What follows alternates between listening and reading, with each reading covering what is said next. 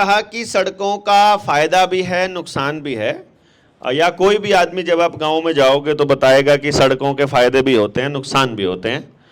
नुकसान में आप सब लोगों की राय आई, मैं उनको एक बार एक्सप्लेन कर देता हूं बस एक लाइन में कि एक्सीडेंट्स होते हैं, पर्यावरण का नुकसान होता है, पहाड़ों का खनन करना पड़ता है, उपजाऊ भूमि जो है उसका नुकसान होता है, उसको जबरदस्ती एक्वायर कर लेते हैं, उद्योगपतियों को उसका ज़्यादा फायदा है, और नेचुरल जो टोपोग्राफी है जिसकी वजह से पानी का जो आना जाना है कि ऊपर से नीचे तक उसमें रुकावट आती है, पॉल्यूशन होता है, लूट के लिए एक रास्ता बनता है, लूट पाट बहुत ज़्यादा हो जाती हैं, लघु उद्योग समाप्त हो जाते हैं, सेहत पर भी बहुत नेगेटिव असर पड़ता है, समाज टूट रहा है, आर्थिक बोझ बढ़ रहा है और खर्चे बहुत ज़्यादा हो जाते हैं। किसी ने गाड़ी ले ली और वो ना चलेगी तो खराब हो जाएगी, खाम खा इंश्योरेंस कैसे कराएंगे।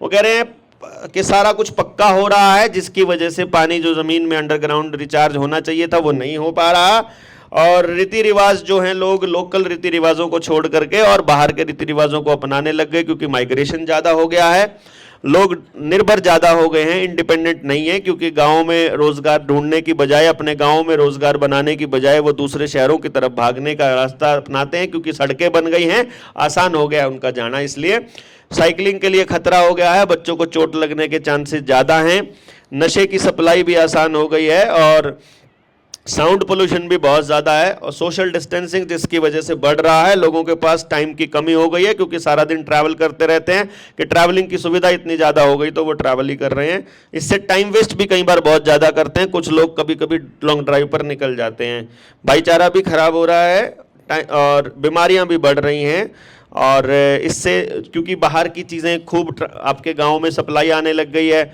अब जो सेब देती है हिमाचल में, सेब जो पोषण देती है हिमाचल की, वही पोषण जो है, वही आयरन हम लोगों को वहाँ अमरूद देता है, तो हम लोग अमरूद नहीं खा रहे हैं, हम हिमाचल की सेब ले रहे हैं, तो जो ग्राउंड का आदमी सेब खाएगा उसकी सेहत खराब होगी ही होगी। ये हिमाचल के लोगों के लिए है, तो हिमाचल के ही खाएंगे तो बढ़िया रहेगा, लेकिन उन लोगों ने इसको ट्रांसपोर्ट करना चालू कर दिया और जिसकी वजह से आप लोग अमरूद खा रहे हो और हम लोग सेब खा रहे हैं, तो दोनों बीमार हो रहे हैं।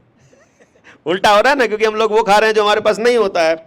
और तकनीक का ट्रांसफर, ये तो फायदे में नहीं, नुकसान, चलो ये अच्छा ये तो फायदा था, हाँ चलिए ये नुकसान हो गया ना। अब हम बता रहे, सॉरी ये तो नुकसान बता दिए थे हमने, हाँ नुकसान बताए, अब फायदे बताते हैं सड़कों के जो आपने बताए थे। और मैं अगर ये साबित कर पाया कि आपने जितने फायदे बताए थे उनमें से एक भी असल फायदा नहीं है, क्योंकि आपको फायदा असल में तब देखते हो ना, आप बताओ सब्जी अगर कोई टमाटर बेच रहा हो या आलू बेच रहा हो कोई सड़क के ऊपर 2000 रुपया किलो, और वही आलू आपको पड़ोस की दुकान से मिल रहा हो 2 रुपया किलो, तो आपको फायदा कहाँ से खरीदने में है, 2 रुपया किलो कि 2000 रुपया किलो। और मजबूरी में अगर आपको 2000 रुपये किलो वाला आलू खरीदना पड़े तो नुकसान हो जाएगा।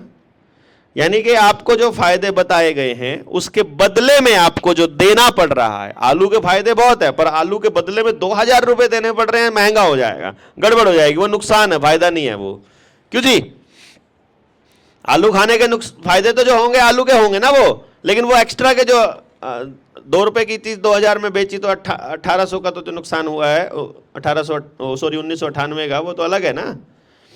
तो अभी हम जगह बता रहे हैं, तो जब हम गांव से बात करेंगे और लोगों से बात करेंगे तो आपको थोड़ा सा पेशेंस के साथ उनकी बात सुननी पड़ेगी पहले, और फिर जब आप अपनी बात बताओगे तो उधर से बम्बार्डमेंट होएगी शब्दों के बीच में से, उस टाइम पे आपको थोड़ा संयम रखना पड़ेगा, ऐसे चढ़ के आएंगे कि ऐसे थोड़ी होता है, ऐसे थोड़ी होता है, तो लेकिन फिर भी आपको बात की गहराई तक जाना आना चाहिए, जिसकी वजह से, जिसकी बदौलत आप बात कर पाओगे कॉन्टिन्यूसली। पहला जो फायदा आपने बताया, एक जगह से दूसरी जगह पर जाना, इसी फायदे को हम लोग एक्सप्लेन कर लेते हैं, इसमें बहुत सारे अगले फायदे भी ऐड हो जाएंगे। एक जगह से दूसरी जगह पर जाना नुकसान है, मैं ये बोल रहा हूं, ठीक है, पहली लाइन पर ही बोल दिया कि एक जगह से दूसरी जगह जाना नुकसान क्यों है। अब इसको समझिएगा, आप एक जगह से दूसरी जगह पर जाते किस लिए हो, यानी सबसे पहले छोटे बच्चे को लेते हैं, अगर वो बीमार हो रहा है तब उसे दूसरी जगह, एक जगह से दूसरी जगह जाने की जरूरत पड़ेगी, पर अगर जिस व्यवस्था पे हम काम कर रहे हैं उसमें अगर गांव में ही आपके पास बेस्ट फैसिलिटी अवेलेबल है तो क्या आपको बीमारी के लिए जाना पड़ेगा? नहीं जाना पड़ेगा। दूसरे नंबर पर जब वो बड़ा होकर स्कूल में जाने लग गया है तब उसे एक जगह से दूसरी जगह के लिए जाना पड़ेगा। तो क्या जब अपनी व्यवस्था में तो हम कह रहे हैं कि हम अपना स्कूल अपने गांव में ही बना रहे हैं टॉप क्लास का लेवल का, तो क्या आपको पढ़ने के लिए जाना पड़ेगा? नहीं जाना पड़ेगा। जब हम अपने गांव में उपयोग करने वाली वस्तुएं अपने गांव में ही बना रहे हैं और सारी वस्तुएं वहीं पर बन रही हैं आसपास में, तो आपको व्यापार के लिए क्या जाना पड़ेगा? बताइए जी, बताइए। नहीं जाना पड़ेगा। और अगर आपको रोजगार की गारंटी यानी नौकरी आपके गांव के आसपास ही मिल रही है 5-7 किलोमीटर में, जहां आप आराम से साइकिल पर भी जा सकते हैं, एक हार्डली आधे घंटे का सफर तय करके, तो क्या आप तब भी आपको बहुत ज़्यादा सड़कों की जरूरत पड़ेगी? बताते जाइए। नहीं पड़ेगी। चलिए, अब आपको बीमारी के वक्त सड़कों की जरूरत नहीं है, पढ़ाई के लिए सड़कों की जरूरत नहीं है, व्यापार के लिए सड़कों की जरूरत नहीं है, आपको नौकरी के लिए सड़कों की जरूरत नहीं है। अब बताइए आपको किसके लिए सड़कों की जरूरत है? एक जगह से दूसरी जगह जाना क्या है? सिर्फ एक चीज बची, वो है टूरिज्म, घूमना फिरना। और मुझे लगता है उसके लिए सड़कों के जाल की आवश्यकता नहीं है। एक मेन स्टेशन से दूसरे मेन स्टेशन तक यदि हमारे पास साधन हो, मतलब पब्लिक ट्रांसपोर्ट का, और उसका टाइम फिक्स हो, मैं गारंटी से कहता हूं कोई आदमी घर से गाड़ी ना निकाले यदि हमारे आने जाने के साधन के समय फिक्स हो बस। क्यों जी? अगर यहां आने वाले, यहां इस जगह पर आने के लिए चंडीगढ़ से या उससे पहले या जहां से भी, वहां से चंडीगढ़ तक और चंडीगढ़ से आगे फिक्स हो कि ये जो ट्रेन या बस है यहां से यहां इतने बजे चलेगी, इतने बजे पहुंचेगी, और वहां से आगे इतने बजे चलेगी, इतने बजे पहुंचेगी, ये फिक्स हो, तो हम में से 50% से ज्यादा लोग अपनी गाड़ी नहीं लेके आते यदि उनको यहां के अलावा कहीं और नहीं जाना है तो। क्यों जी? हैं? नहीं, जो जिस सड़क की आप बात कर, ये टूरिज्म वाला जो ट्रैवलिंग है, टूरिज्म कौन करता है? चलिए चलो तो, हाँ मैं अब दैट इज वाई आना जाने की बात कर रहा हूं। आपके तो पैदल ही जाते थे, मैं अपने वालों की बता देता हूं। अब टूरिज्म कौन करता है? टूरिज्म वाले सिर्फ वो लोग हैं जिनके पास शौक से पहले समय होता है, जिनके पास खूब सारा समय होना चाहिए, खूब सारा शौक होना चाहिए, और उनको जगह जगह की चीजें देखती आनी चाहिए। तो जो जगह उसको देखनी है, टूरिज्म का मतलब है उसे एक्सप्लोर करना है, तो वो एक्सप्लोरेशन स्लो स्पीड में ज्यादा होगा कि हाई स्पीड में ज्यादा होगा? आप आसपास की चीजों को आराम से देख पाएंगे या तेज देख पाएंगे? तो टूरिज्म वालों के लिए सड़कों की जरूरत नहीं है, जैसी भी होंगी काम चल जाएगा, जैसा कि पहले आप लोग चला लिया करते थे, जैसे कि हम लोग चला लिया करते थे, जैसी भी हो। टूरिज्म वाला अगर आदमी ट्रैवल कर रहा है तो करेक्ट है ना जी? क्योंकि हम यहां आएंगे, अगर जो आने की बात मैं कह रहा था, ये केवल टूरिज्म के पर्पज से बोल रहा था मैं। तो जैसी भी सड़क होगी, जैसी भी गाड़ी होगी, आराम आराम से हम जा पाएंगे, कोई दिक्कत नहीं है। और एक बार बन भी जाएगी तो वो लगातार टूटने से, जो नुकसान की बात हम कर रहे थे, पर्यावरण नुकसान, वो बहुत ज्यादा लगातार बनती ही रहे, बनती ही रहे, बनती ही रहे, तब नुकसान होता है। एक बार बना दी यार, क्या 10-12 साल में एक बार फिर से थोड़ा बहुत रिपेयरिंग करनी, उसमें पर्यावरण का इतना ज्यादा नुकसान हम नहीं कहेंगे कि जिसका भुगतान हमारी पीढ़ियां करेंगे। हाँ, टेक्नोलॉजी अगर ऐसी यूज कर ली जाए कि जो 100 साल तक चले तो भी नहीं नुकसान है। यस, वो रोड नहीं टूटेंगे, बिल्कुल हाथ से बनाए हुए रोड नहीं टूटेंगे। यस,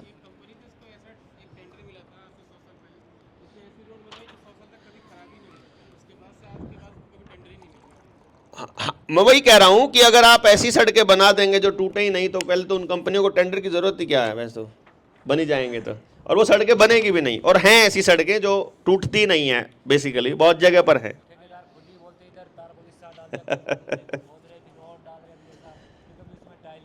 चलिए चलिए, अभी एक जगह से दूसरी जगह जाने की आवश्यकता समाप्त हुई कि नहीं हुई आपकी? जब सारा ही चीजें वहां हो रही हैं तो आपको सड़कों के जाल की आवश्यकता नहीं है। दूसरा फायदा आपने बताया कि ज्यादा सामान इधर से उधर लेके जा सकते हैं। ज्यादा सामान किसका लेकर जा रहे हो आज आप? कंपनियों का। यदि गांव में सामान का उत्पादन है और ऑर्गेनिक उत्पादन है, वो आपकी जरूरत से बहुत ज्यादा सामान पैदा होगा ही नहीं, उतना ही होगा जितना वहां के लोगों को चाहिए या पड़ोस के गांव वालों को चाहिए, बहुत ज्यादा की जरूरत ही नहीं पड़ेगी। करेक्ट है ना? यानी ये फायदा भी फायदे में नहीं काउंट हो सकता। इस काम के लिए इतनी छोटी छोटी सड़कें बनाने का कोई लॉजिक बनता नहीं। हाँ, साधन और गाड़ियां कम खराब होती हैं, अगला जो लॉजिक है। यदि हमारे पास सड़कें होंगी तो साधन और गाड़ियां, जब हमें जरूरत ही नहीं है सड़कों पर चलने की, साधन और गाड़ियों के रखरखाव वाला पॉइंट भी फिर इनवैलिड हो जाएगा, माइग्रेशन इजी हो जाएगा। यार जब आप पढ़ने के लिए आपको गांव में सुविधा मिल रही है, रोजगार आपको वहीं पे मिल रहा है, आपको प्रेम प्यार से आप पूरे गांव में रह ही रहे हो, एंटरटेनमेंट आपका फुल हो रहा है, तब आपको क्या जाने की जरूरत पड़ेगी भाई? यहां से आप माइग्रेशन किस लिए करेगा? बिहार का आदमी माइग्रेट होकर यहां आपकी सड़क बनाने के लिए क्यों आएगा माइग्रेट होने? क्योंकि वहां उसकी मेहनत की कमाई नहीं मिल रही है। अगर ऐसा इंतजाम हो कि वहां के आदमी की मेहनत की कमाई वहीं पर उसके लिए ही इस्तेमाल हो रही हो, जिस आदमी ने उसको मेहनत की है, फिर थोड़ी ना माइग्रेशन करेगा वो, या करेगा जी? हाँ बताइए।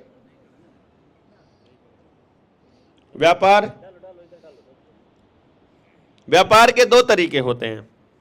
पहला होता है जब हम गांव की जरूरतों के लिए व्यापार करते हैं, उसमें हम ऊर्जा का एक लेवल फिक्स करते हैं कि आपने इतनी मेहनत की, उससे आपकी ये ऊर्जा इतनी इस्तेमाल हुई, दूसरे आदमी ने इतनी मेहनत की थी, उसकी इतनी ऊर्जा थी, तो आपके इतने सामान की वैल्यू इतनी हो गई। जैसे सोना इतना सा निकालने के लिए इतनी मेहनत करनी पड़ेगी, जिसके लिए अनाज के लिए आपको क्या पता 1 एकड़ का अनाज वहाँ यूज हो जाए इतने से सोने के लिए। क्यों जी? क्योंकि 1 एकड़ अनाज में गेहूं उगाने की जो मेहनत है और इतना सा सोना उस जमीन से निकालने की जो मेहनत है वो बराबर होगी, तो कोई ठगी नहीं है। मेहनत के बराबर मेहनत जब हम देखेंगे, तो जब पूरे गांव की जरूरतों के बाद जो बचेगा वो अगर वहां से बाहर जाएगा, वही असल व्यापार होगा। और उसके लिए आपको बहुत ज्यादा बड़ी, महंगी, चौड़ी और लगातार बनाए जाते रहने वाले 6 लेन 8 लेन की आवश्यकता नहीं है। फिर 1 लेन मोर देन सफिशिएंट रहेगा, ज्यादा से ज्यादा 2 लेन, यानी जो ऑलरेडी एग्जिस्टिंग नेटवर्क है उससे ज्यादा एक नई सड़क बनाने की आवश्यकता आपको नहीं पड़ेगी। ये जो 6 लेन बन रहे हैं, 8 लेन बन रहे हैं, एक एलिवेटेड हाईवे बन रहे हैं, ये प्योरली उस वक्त के लिए बन रहे हैं जब गांव समाज के पास अपना कुछ भी नहीं है और प्रत्येक व्यक्ति अपने प्रत्येक मिनट केवल ट्रैवलिंग के लिए इस्तेमाल कर रहा है। वो बस चल ही रहा है इधर से लेके उधर तक, क्योंकि इधर से उधर तक चलने तक मैंने बता ही दिया है किसको फायदा होना है। वो व्यापार जिसके लिए हो रहा है, वो सामान जिसका ढो रहे हैं, उसी को ढोने का पैसा मिल रहा है, टोल का पैसा उसी को मिल रहा है, पेट्रोल का उसी को मिल रहा है, डीजल का उसी को मिल रहा है, गैस का, सीएनजी का उसी को मिल रहा है, तो उसी को फायदा हो रहा है। जमीन महंगी हो रही है, इससे एक फायदा ये हो रहा है। जमीन महंगी नहीं हो रही है। जब इसको कल का सेशन आप देखेंगे, एक्चुअली आपके रुपए की कीमत कम हो रही है। मान लीजिए मेरा 1 एकड़ वहां पर था और वहां अभी जो जमीन का रेट है, ओ भाई अभी जमीन का रेट था वो 30 लाख रुपया प्रति एकड़ था। उस 1 एकड़ में उतना ही अनाज हो रहा है तब जब वहां सड़क नहीं है, और उतना ही अनाज हो रहा है तब जब वहां सड़क है। जैसे ही उस 1 एकड़ के पास से सड़क गुजरेगी और उस 1 एकड़ का रेट बन जाएगा 2 करोड़ रुपया, तो अब मेरे लिए उसका 2 करोड़ रुपया कीमत हो गया उस खेत का। तो मेरे लिए तो फायदा हुआ, मेरे अतिरिक्त दुनिया के प्रत्येक व्यक्ति को नुकसान हुआ। क्यों जी? क्योंकि उसी मोमेंट सड़क बनने से पहले उस 1 एकड़ जमीन को खरीदने के लिए मुझे 30 लाख कमाने पड़ते, और जैसे ही वो रेट बढ़ा उसी जमीन को खरीदने के लिए अब मुझे 2 करोड़ रुपया कमाना पड़ेगा। तो वो महंगा पूरी दुनिया के लिए हुआ है कि उस व्यक्ति के लिए हुआ है? वो पूरी दुनिया के लिए हुआ, उसके लिए नहीं हुआ है। उसके लिए क्यों नहीं हुआ है उसको समझिए। उसने मान लीजिए 30 एकड़ 30 लाख एकड़ 30 लाख प्रति एकड़ वाली जमीन का सौदा कर भी दिया और उसने वो 2 करोड़ रुपए में जमीन बेच भी दी। मैं गारंटी से कह सकता हूं अगर उसने रात को 2 करोड़ रुपए का बयाना ले लिया और वहां रेट 2 करोड़ का हो चुका है, तो जब वो अपनी 1 एकड़ जमीन 2 करोड़ की बेचेगा, अगले दिन वो सुबह उसी जमीन को 2 करोड़ में वापस नहीं ले सकता, या सुबह बयाना दिया था तो शाम को वापस 2 करोड़ में नहीं ले सकता। क्यों जी? या उसका पड़ोसी भी 2 करोड़ में नहीं ले सकता उस जमीन को। अब उसे हर हाल में वहां से माइग्रेट होना पड़ेगा, वहां से कहीं और जमीन लेनी पड़ेगी दूसरी किसी जगह पर। बेशक वो 1 एकड़ की जगह पर 6 एकड़ 10 एकड़ ले ले, लेकिन अब वो माइग्रेटेड आदमी माना जाएगा, यानी कि अब वो साबित हो जाएगा कि वो आदमी वहां से विस्थापित है। विस्थापित आदमी मतलब रिफ्यूजी है। रिफ्यूजी आदमी धरती पर क्लेम नहीं कर सकता, इसलिए कभी सरकारों से सवाल नहीं पूछ सकता, वो रिफ्यूजी हो जाएगा। तो अगली वंशों को, अगली पूरी पीढ़ियों को यदि आप रिफ्यूजी बनाने के बदले में महंगी जमीन बेच रहे हो तो ये घाटे का सौदा है कि फायदे का, ये तो तय वो आदमी करेगा जिसकी जमीन है। लेकिन मुझे ये घाटे का सौदा नजर आ रहा है, क्योंकि अगली सारी पीढ़ियां रिफ्यूजी हो जाएंगी उसकी। आप इस धरती के मालिक तब तक रहोगे जब तक आपके सारे डॉक्यूमेंट और आपके बच्चों के डॉक्यूमेंट वहीं के हैं जहां आपके दादा के डॉक्यूमेंट हैं। ये ध्यान रखिएगा। आगे आने वाले टाइम में नागरिकता का कानून आ रहा है, सीए और एनआरसी। यदि बाप का एड्रेस कहीं का और बेटे का कहीं का, बाप का जन्म कहीं और बेटे का जन्म डेट ऑफ बर्थ कहीं और बन गई, बेटे का डेट ऑफ बर्थ सर्टिफिकेट और बाप का डेट ऑफ बर्थ सर्टिफिकेट कहीं और है, तो मान लीजिएगा बेटा शरणार्थियों में काउंट होगा, वो देश का नागरिक नहीं होगा। एसआईआर में जो जानकारियां ले रहे हैं वो इसीलिए ले रहे हैं, वो सीए और एनआरसी के लिए ले रहे हैं। कहीं आपको ये सोच रहा हो, बहुत राजी हो रहे हैं लोग, आधार कार्ड शहरों का बना के, बाहर का बना के, डॉक्यूमेंट बना के, लाइसेंस बनवा के बड़े खुश होते हैं कि मैंने तो वहां से बनवा लिया, मैंने तो वहां से बनवा लिया।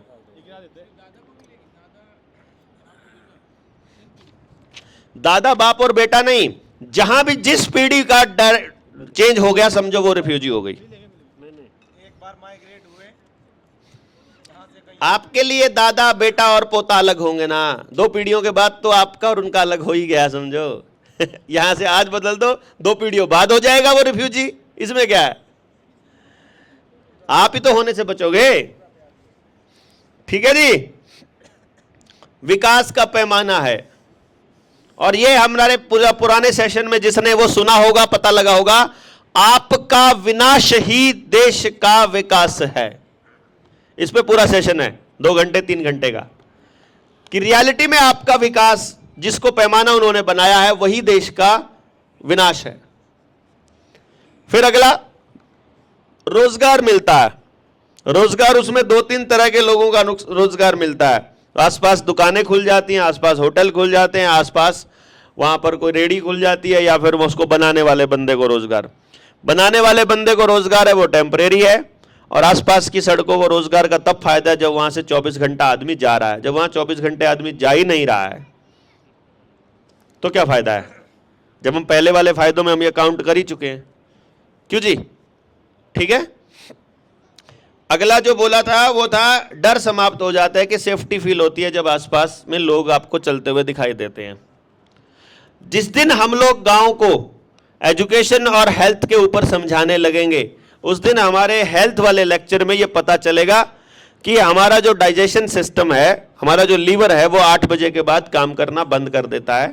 जो व्यक्ति 8 बजे के बाद जाग रहा है उसका लीवर फैटी मिलेगा 100%। जिसका लीवर फैटी होगा उसके हार्मोनल चेंजेस आएंगे 100%।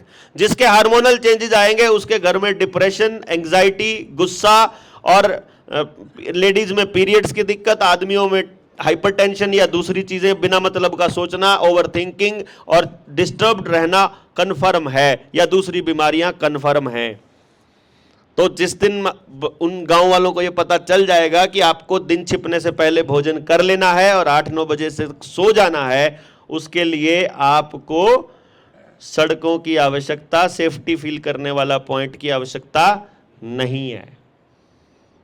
नहीं समझे? जिस दिन वो हेल्थ वाला टॉपिक क्लियर होगा, क्योंकि सारे टॉपिक एक दूसरे से जुड़े हुए होंगे। कि आपको जब, अगर आप 8 बजे, जब आप दिन छिपने से पहले खाना भी खा चुके हैं और और 8 बजे के बाद आपको जागना भी नहीं है, तो आपको लाइट की भी ज़रूरत नहीं पड़ेगी, आपको बिजली की एक्चुअली आवश्यकता नहीं है, एक्चुअली नहीं है।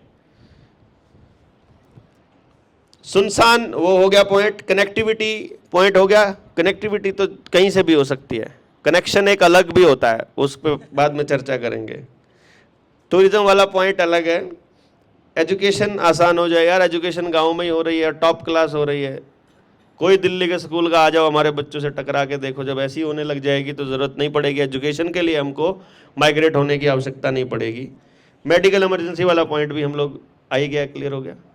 ऐसी कोई मेडिकल इमरजेंसी नहीं है जिसको एलोपैथी का डॉक्टर हल कर सकता है, हल है ही नहीं एलोपैथी के डॉक्टर के पास। वो आपको काट सकते हैं और वो काटते वक्त मर जाए कोई, तो बस कोई कसूर नहीं है। हाँ, इसके अलावा दूसरी पद्धति में कुछ भी हो जाए तो कसूरवार के लिए सिस्टम ने अपना डिज़ाइन बनाया हुआ है। एक्चुअली ऐसी कोई इमरजेंसी नहीं है जिसको एलोपैथी का डॉक्टर सॉल्व कर सकता है। वो गांव में जुगाड़ हो सकता है बड़े आराम से, वो गांव में हो सकता है, मैं बता रहा हूँ आपको। हाँ, कहीं भी एक्सीडेंट हो, हाँ कहीं और एक्सीडेंट हो, वो तो तभी होगा जब सड़कें बहुत ज़्यादा हैं। बाकी जब अगर आप लोग, हाँ बस इतना ही है, और उसमें जा सकते हैं ना। अगर सड़कें टूटी भी हैं और खाली हैं तो आप भरी सड़क के बराबर ही चल सकते हो उस पर। तो जी नए कल्चर को जानने का मौका मिलता है इससे। वो कह रहे हैं सड़कें बनने से कि हम उधर जाएंगे, उधर जाएं, उधर जाएं। वो तो टूरिज्म वालों के लिए है जिनके पास टाइम खूब हो। बताओ जी, फायदा हुआ कुछ? कितने फायदे हुए इसमें से? फायदे कितने हैं? असल में फायदा ही नुकसान है। जिसको वो फायदा बता रहे हैं वो एक्चुअली नुकसान है।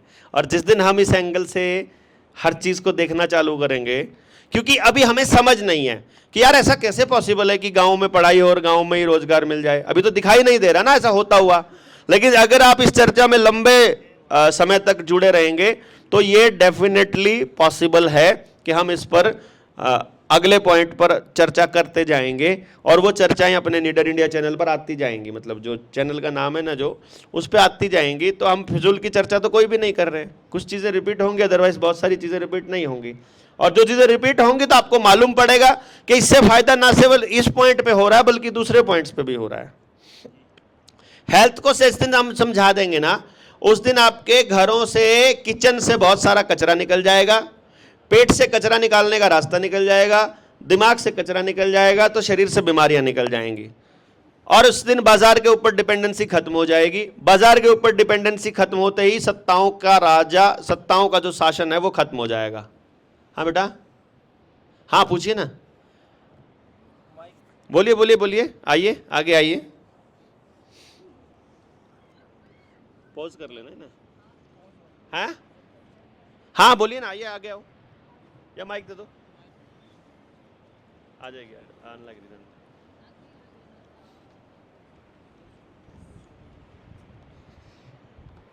सर मेरा एक क्वेश्चन था सर, जैसे आपने बोला कि रोड के काफ़ी डिसएडवांटेजेस हैं, जो एडवांटेजेस से ज़्यादा, जिनकी मतलब जिनकी ज़्यादा वैल्यू उनके डिसएडवांटेजेस की है एज़ कम्पेयर टू उनके एडवांटेजेस। सो तो सर मैं क्वेश्चन पूछूंगी सर, मैं पहले यही बोलूँगी सर, एज ऑफेंड, कि मैं किसी को ऑफेंड नहीं कर रही हूँ।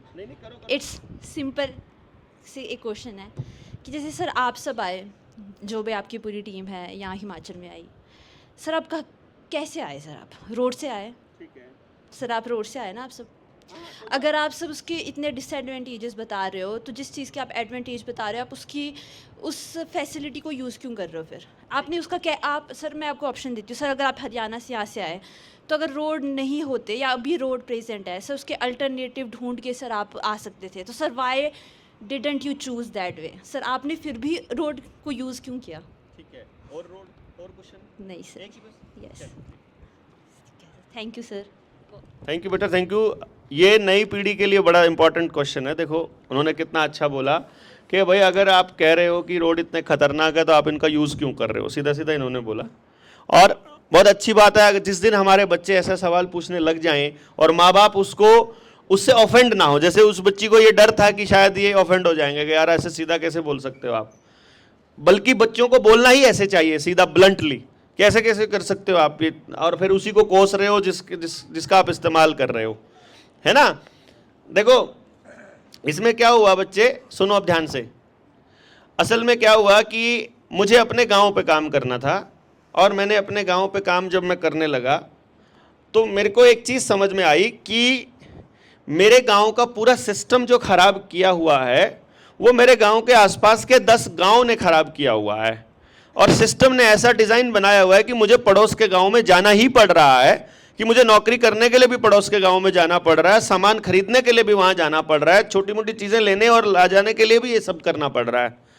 तो मैंने गांव वालों से बात करी कि अगर ये गांव दूसरे गांव वाले समझ जाएं तो क्या ये जो खर्चा जो बिना मतलब का जो हमारा आवागमन है क्या ये रुक सकता है। तो बोला अगर हम भी समझ जाएं और ये भी समझ जाएं तो ये कचरा रुक सकता है।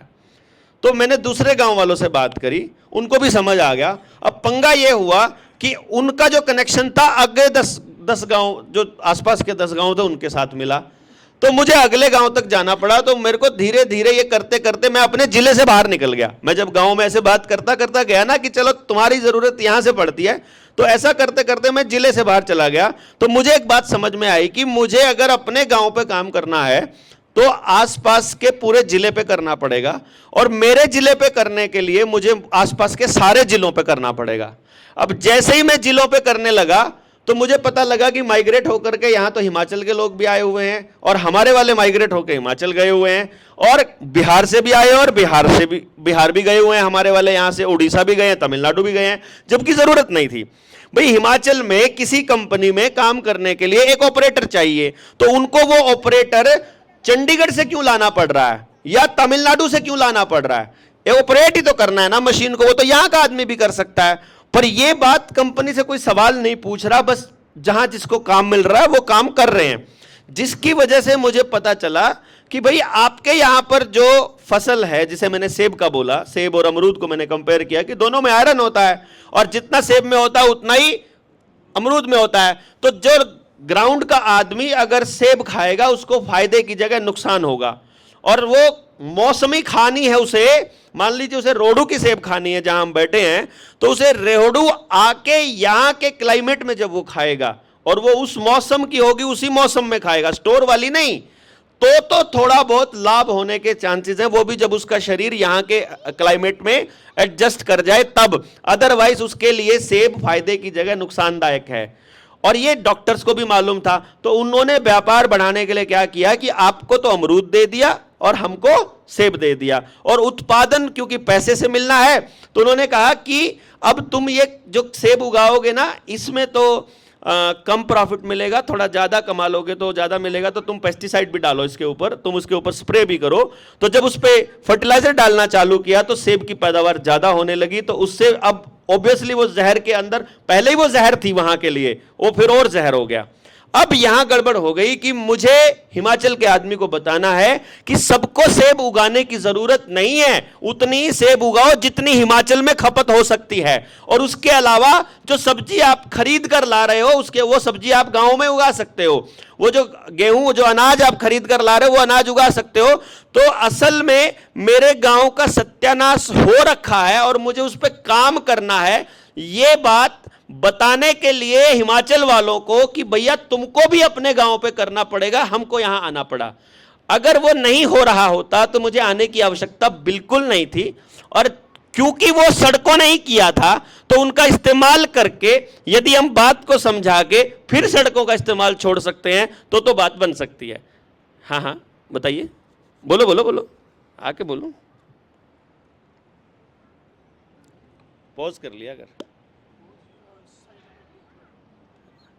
अच्छा ठीक है सर, मैं एग्री करती हूँ कि आपका नोबल कॉज था कि जो भी रीजंस थे।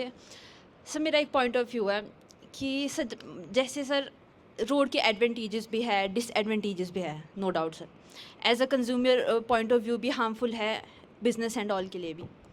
सर जैसे मान लो कि सर एक चाकू होता है, उसकी मैन्युफैक्चरिंग होती है, सर उस चाकू से किसी का मर्डर भी हो सकता है, सब्जियां भी कटती है, तो हम आगे जाके क्या बोलेंगे कि चाकू ही ख़राब है, उसकी मैन्युफैक्चरिंग बंद कर लो सब लोग, ऐसा सर तो रोड की sir let me complete first. तो सर जैसे रोड है उसके एडवांटेजेस भी हमें दिखते हैं, कनेक्टिविटी है, जैसे मान लो कि जैसे बोल रहे हैं कि जैसे जितने भी एडवांटेजेस थे उसी को एज अ डिसएडवांटेज सर ने एक्सप्लेन किया कि किस तरह से हमारे एडवांटेजेस भी इनडायरेक्टली डिसएडवांटेज ही है। तो इन शॉर्ट रोड का सर एक भी एडवांटेज नहीं है सर। इन ब्रीफ अगर हम इससे पहले की कन्वर्सेशन का अगर हम ब्रीफ बोले सो 2 वर्ड्स में, तो रोड का सर कोई एडवांटेज नहीं है ना सर। तो सर मैं आपसे पूछूंगी कि सर अगर मैं यहाँ से कहीं ज़्यादा ट्रैवल करती हूँ सर, और जैसे आपने बोला ट्रैवल करने की भी ज़रूरत नहीं है जब हमारे पास फैसिलिटीज़ होगी, ऑब्वियस है, फिर हम क्यों जाएंगे। मेन अगर देखो सर पॉइंट ऑफ व्यू का मतलब पूरी कन्वर्सेशन का मेन पॉइंट तो यही है, हम बाहर जाते ही फैसिलिटी के लिए हैं, तो क्यों ना हम अपने एरिया को इतना डेवलप बनाएं कि हम बाहर जाने की हमें ज़रूरत ही नहीं पड़ेगी। बट सर इन केस अगर किसी को जाना है सर, वो पॉसिबिलिटी ख़त्म क्यों करनी है सर? वो पॉसिबिलिटी, वो पॉइंट कहाँ गया कि वो पॉसिबिलिटी ख़त्म क्यों करनी है? ठीक है, मैंने मान लिया एज ए इंडिविजुअल मैं मानती हूँ मेरा एरिया डेवलप्ड है, नो डाउट सर, पर मेरा सर ऐसा अपना पॉइंट ऑफ व्यू है, मैं किसी की उसमें कटाक्ष नहीं कर रही हूँ। I am here just to express my views कि मैं पूरे वर्ल्ड को अपना घर मानती हूँ। अगर मेरा मन करेगा ऐसे ही एज अ टूरिस्ट, मान लो कि मेरे पास टाइम भी नहीं है, फिर भी अगर अपनी लाइफ से सर अपनी अपनी लाइफ में अलग अलग सिचुएशंस होती है, मान लो कि कोई फ्रस्ट्रेट हो गया, किसी को चाहिए ब्रेक अपनी लाइफ से, मैं जाऊँ यहाँ से बाहर, तो आप क्या बोलोगे? नहीं, हमारा एरिया डेवलप्ड है, यही पीस है, आप उसको कन्फाइन कर रहे हो एक प्लेस में ही सब कुछ एक्वायर करने के लिए। मतलब अगर पॉइंट ऑफ व्यू समझ आ रहा होगा किसी को तो मतलब मेरा मतलब वो ये कि बाहर जाने की पॉसिबिलिटी ही बंद क्यों करना है? ठीक है, बाहर जाने के लिए लोग देखो बदल जाते हैं, अपने एरिया की डेवलपमेंट भूल जाते हैं, नो डाउट, हम वापस नहीं आते क्योंकि हम सेल्फिश बन जाते हैं, मटीरियलिस्टिक एंड ऑल। बट एक नज़रिए से यही देखो कि भाई मटीरियलिस्टिक ही बनोगे, एक पॉसिबिलिटी को मतलब हम एक पॉसिबिलिटी को हम पूरा नेगलेक्ट ही कर रहे हैं, उस पॉसिबिलिटी को रहने दो एज अ ह्यूमन बीइंग। जैसे मान लो कि रोड है, एक्सीडेंट होते हैं, क्या वो रोड की वजह से होते हैं कि हम ओवर स्पीडिंग या फिर हम ड्राइविंग अच्छे से नहीं करते वैसे होता है? ये तो वही बात होगी, आज मैं स्टेज के ऊपर कूदना शुरू कर देंगे हम लोग, तोड़ फोड़ करेंगे, या इसके ऊपर बैठ के मैं ड्रग्स लेना शुरू कर दूंगी, क्या बोलोगे? ये स्टेज ख़राब है, और ये ट्रेंड बन जाएगा। फॉर एग्जांपल हमारे रोड एरिया में ट्रेंड बन गया, सब लोग स्टेज के ऊपर अब ड्रग्स करेंगे फॉर एग्जांपल, तो हम क्या बोलेंगे? ये स्टेज है ख़राब, इस स्टेज की मैन्युफैक्चरिंग बंद करो, स्टेज बनाना ही बंद करो, तब निकलेगा उसका वो। नहीं, मैं ऐसे नहीं या फिर हमें ये बोलना चाहिए कि स्टेज की क्या गलती। अब उसको यूज़ जैसे हम करते हैं वो डिपेंड करता है, हर एक चीज़ के प्रोस भी होते हैं, कॉन्स भी होते हैं। अगर आप उसकी बुरी चीज़ों के तहत ही हर डिसीजन को डिसाइड करोगे, तो एक पॉसिबिलिटी तो हम एब्सोल्यूटनेस ला रहे हैं ना अपनी थिंकिंग में, एक रेडिकलाइजेशन है, एक कट्टरवाद कि वो गलत ही करती है। एक पॉसिबिलिटी हम एक पॉजिटिव माइंडसेट के साथ क्यों नहीं रह सकते? अगर हम एक्सेस बना देंगे अपने एरिया को, बाकी की कनेक्टिविटी होगी वर्ल्ड के साथ, तो ठीक है सर, वही है। ठीक है sir, sorry if I took so much time. असल में क्या है कि पहली 3 लाइनों में ही गुड़िया का जो बात का जो मतलब था वो समझ आ गया था, लेकिन मैं थोड़ा सा आपको एक बात बताऊं। मेरे ख्याल से मेरी किसी भी बातचीत में पहली बात तो हमने एब्सोल्यूट उसको नेग्लिजेंस नहीं दिया है। क्यों? हमने डिनाई तो नहीं किया सड़क को एब्सोल्यूटली, या किया है? नहीं, अब बैठिए, मैं बता रहा हूँ। देखो अब इस बात को थोड़ा मेरी बात को एक्सप्लेन करने देते हैं। मैंने आपको एक बात बताई है कि आपको रोड की ज़रूरत नहीं है, आपने रोड बना लिए। ये बातें आपको आज पता चली क्योंकि अब आपके पास इंटरनेट हो गया कि मैं पूरी दुनिया को अपना घर मानती हूँ। आप थोड़े दिनों के बाद अगर यही चीज़ चलती रही जिसके लिए हम लोग खड़े हुए हैं, तो एक ज़िले से दूसरे ज़िले में जाने से पहले वैसे ही पूछना पड़ा करेगा जैसे पहले कोरोना के टाइम पर पहले परमिशन लेकर फॉर्म भरकर कि क्यों जाना है। ये आपकी टेस्टिंग हो चुकी है। जब आने वाले टाइम में यूपीआई कोड के साथ, जब मार्क ऑफ द बीस्ट के साथ आपको जोड़ा जाएगा, लेकिन मोटा तौर पे है अभी एक दो जगह पर हो परमिशन, दूसरे किसी कंट्री में जाके दिखाओ, उसके लिए पहले आपको इतने वेरिफिकेशंस कराने पड़ेंगे कि ये आदमी किस साइज का है। आ जाओ, आगे आ जाओ, फिर बोलना, पहले मैं ये बात खत्म कर लूं। दूसरी बात ये थी कि भाई एक स्टेट से दूसरा स्टेट, मतलब एक कंट्री से दूसरा कंट्री जब आपको जाना है तो आपको अभी फिलहाल भी परमिशन लेनी पड़ रही है। ये स्टेट में भी लागू हो जाए और जिले में भी लागू हो जाए तो भी हो जाएगा। ये धीरे धीरे अगर कंपनी राज इसी तरह से चलता रहा तो ये मैं आपको देखा पा रहा हूं, अगली हमारी किसी ट्रेनिंग में हमने एक्सप्लेन किया हुआ है। लेकिन अभी गुड़िया की बात का मैं एक्सप्लेन कर दूं कि चाकू हमने बनाया था सब्जी काटने के लिए और ये सब काम करने के लिए बनाया था। चाकू का एग्जाम्पल पहली बात सड़क के साथ कंपेयर करना ठीक नहीं था, लेकिन फिर भी मैं आपको बताऊं कि हमारी ऐसी कोई भी फल हमारा ऐसा नहीं है मेरे ख्याल से जिसको काट के खाया जाता है। हमेशा हर फल को तोड़ कर खाया जाता है। अगर आपको सही तरीका अगर आपको पता हो फल खाने का, वो प्याज कभी काट कर नहीं खाया जाता, उल्टा नुकसान करता है, हमेशा मुक्का मार के खाया जाता है। ठीक है, तरबूज है, खरबूजा है, सेब है, अमरूद है, सब कुछ डायरेक्ट बाइट करके खाया जाता है, कभी काट कर नहीं खाया जाता। काटेंगे तो उसके उल्टा रिएक्शन करता है उसका जो आयरन है ना, आयरन ऑक्साइड बहुत जल्दी बनता है उसमें। एनी हाउ, चाकू जिसने बनाया है ये उसने इस्तेमाल के लिए बनाया है खुद। मेरे लिए चाकू किसी ने नहीं बनाया है। क्यों जी, समझ रहे हो? इस बात को समझना जरा गौर से। चाकू जिसने बनाया है अपने इस्तेमाल के लिए बनाया है। उसने वो चाकू बनाया है सब्जी या फल काटने के लिए तो सब्जी या फल काटेगा। उसने चाकू बनाया है किसी वस्तु को, किसी रस्सी को काटने के लिए तो वो रस्सी काटेगा। और उसने चाकू बनाया है किसी को मारने के लिए तो वो किसी मारने का इस्तेमाल करेगा। यह है मारने वाले का।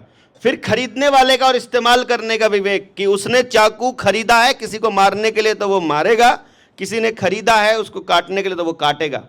अब आते हैं सड़क पे। सड़क जिसने बनाई है वो अपने फायदे के लिए बनाई है। यदि ये सड़क हमने बनाई है और अपनी जरूरत के लिए बनाई है और अपने मुताबिक बनाई है तो ठीक है। यदि ये सड़क किसी ऐसी एजेंसी ने बनाई है जिसको हमने सड़क बनाने के लिए नहीं बोला था, उनको हमारे संसाधनों को लूटना था, उनको हमारे यहां से सब कुछ लूट के लेकर जाना था, उनको हमारी सारे के सारे नेचुरल रिसोर्सेज को खराब करना था और हम पर कंट्रोल करना था और हमारी व्यवस्था को बिगाड़ करके अपनी व्यवस्था को इंट्रोड्यूस करना था, तो फिर उस सड़क का इस्तेमाल उनके लिए हो रहा है, हमारे लिए नहीं। जैसे कि ये मोबाइल है, कहने को अब मैं मोबाइल पे बोलूंगा तो गुड़िया को मोबाइल भी बड़ा बुरा लगेगा। ये मोबाइल जिस कंपनी ने बनाया है हमारा डेटा कलेक्ट करने के लिए बनाया है। हम लोग इससे बात करते हैं, हम लोग इससे वीडियो कॉल करते हैं, हम लोग इससे चलाते हैं, हम भी इस्तेमाल कर रहे हैं। ये सारे के सारे आर्ग्यूमेंट कहीं इस पॉइंट पे स्टैंड नहीं करते कि ये इसे कंपनी ने बनाया था अपने फायदे के लिए और उसमें हमारा फायदा हमको दिखाया गया है। जैसे प्राइवेट स्कूल में पढ़ाने का फायदा हमको दिखाया गया, जैसे दूसरे शहर में नौकरी करने का फायदा हमको दिखाया गया। रही बात कहीं भी जाने की, तो बच्चे अगर हम लोग सोसाइटी को इस तरह का बना लें जिस तरह की हम बात कर रहे हैं, तो वहां कोई भी बच्चा कहीं भी जा सकता है। ना पहले कभी किसी ने रोका है। इस भारत से हमारे और तुम्हारे और हमारे माँ बाप के पैदा होने से पहले भी यहां से पूरी दुनिया में लोग जाते रहे हैं, व्यापार होता रहा है। पूरी दुनिया का 25% जीडीपी भारत का हुआ करता था और टोटल एक्सपोर्ट जितना भी पूरी दुनिया में होता है उसका 48% अकेला भारत से होता था। तो भारत के हर गांव का हर घर उत्पादन आधारित था, जिसका मतलब है हर घर में प्रोडक्शन थी और हर घर से विदेश में जाने का रास्ता पहले से बना हुआ था, जो हमने बनाया था हमारी जरूरत के हिसाब से कि गांव में इतना सामान लेके जाना होता है बाहर, इतने लोगों को जाना होता है बाहर, तो वो जाते थे। हम किसी को भी कन्फाइंड करने के, एक उसके रास्ते बंद करने की बात कभी नहीं कर रहे हैं बच्चे। हम बात कर रहे हैं, हम आपको बता रहे हैं कि ये एक चीज है, इसका आपको ये फायदा दिखाई दे रहा है, हमको ये नुकसान दिखाई दे रहा है। इस फायदे के बदले आपको ये कीमत चुकानी पड़ रही है। वो कीमत चुकाकर जो व्यक्ति जो करना चाहे कर भी रहा है और आगे भी कर सकता है। एब्सोल्यूट फ्रीडम की बात हम कर रहे हैं, एब्सोल्यूट फ्रीडम, कि जब एक पॉइंट को हम लोग रख रहे हैं तो एब्सोल्यूट फ्रीडम का मतलब है कि ये इसके प्लस पॉइंट, ये इसके माइनस पॉइंट। तो कहीं पर किसी को कन्फाइंड करने की बिल्कुल बात नहीं है। कोई यहां से जाना चाहता है, उसके लिए सड़कें ही जरूरी नहीं है। वो तो एक्सप्लोर, वो तो एक जगह को छोड़ना चाहता है, वो उसको छोड़कर कहीं भी जा सकता है। उसके लिए सड़क से ही जाना है, this is not a point. मतलब उसको, मतलब अगर एक एक बात पे जाएंगे तो। अभी कुछ बोलना है? अभी बोल लेना। आप कुछ बोल रहे थे, आ जाओ, बोल लेना, कोई दिक्कत नहीं। ये बात आप दोनों के डिस्कशन के नहीं है, लेकिन उसके बीच की है, क्योंकि जो सारा डिस्कशन हो रहा है वो यही हो रहा है कि जो डॉक्टर साहब ने बताया कि इतना हमारा पुराने टाइम में जीडीपी होता था, इतना हम व्यापार करते थे, एक अलग भारत था वो। और जो मैं पॉइंट बोलूँगा वो है कि भारत क्या था और क्या बन गया, और हम दोबारा से क्या बनाना चाह रहे हैं। आप सब ने इतिहास में, हिस्ट्री में पढ़ा होगा, 565 रियासतें थी। अब रियासतों को आप ये मत समझना कि मैं ये चाहता हूँ कि दोबारा रियासतें बने और राजा प्रथा हो। रियासत वर्ड को राजा प्रथा के हिसाब से नहीं सोचना। मेरा पॉइंट कहने का और अपनी बात बताने का यही है कि मैं ये मानता हूँ कि वो 565 रियासतें असली भारत था। आप डिटेल में स्टडी करोगे तो उन 565 रियासतों में जो कल्चर था, जो सामाजिक लगा लो, आप आध्यात्मिक लगा लो, बोली का लगाओ, रहन सहन के तरीके का लगाओ, तो सबका अलग अलग था और वो अलग अलग रहते थे बिना किसी को डिस्टर्ब करे। तो कनेक्टिविटी की ज़रूरत नहीं। मैं ये नहीं कह रहा कि यहाँ बात बड़े संदर्भ में हो रही थी कि सड़कों के जाल, बड़े बड़े मोटे मोटे हाईवे जो किसान के खेत से 20-20 फीट ऊंचे बना दिए हैं, उनके बड़ी लेवल की बात। ये नहीं कह रहे कि बिल्कुल ही दोबारा से कच्चे कर दो, ठीक है, लेकिन वो 565 रियासतें असली भारत था। कभी डिटेल में इस चर्चा करेंगे कि भारत क्या था, क्या बना दिया, और दोबारा से बन सकता है, नहीं बन सकता। आ जाओ बेटा, आ जाओ, पूछो। हाँ हाँ, जिस टाइम सड़कें नहीं थी उस टाइम जीडीपी हमारी बहुत हाई थी। उस टाइम हम समृद्ध थे और आज हम कंगाल हैं। एक घर ऐसा नहीं है जिसमें बीमारी नहीं, एक घर ऐसा नहीं है जिसमें कर्जा नहीं, एक घर भी पूरा संपूर्ण नहीं, सारे घर टूटे हुए हैं। बच्चा कहीं रहता है, बेटा कहीं रहता है, बेटी कहीं रहती है, फैमिली में पति कहीं रहता है, पत्नी कहीं रहती है, सब के सब तोड़ के फेंक दिए इन्होंने। हाँ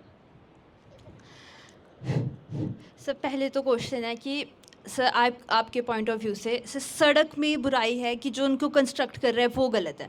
सर मान लो कि सर ये आगे सड़क है, अगर ये गवर्नमेंट नहीं बनाती, हम बनाते और हम बोलते कि हमने कलेक्टिव डिसीजन लिया है, कलेक्टिव फंड है, हम खुद बना रहे हैं, खुद कंस्ट्रक्शन कर रहे हैं, तब वो सड़क, तब वो कुछ नेगेटिव नहीं करेगी हमारे साथ, क्योंकि वो हमने बनाई है।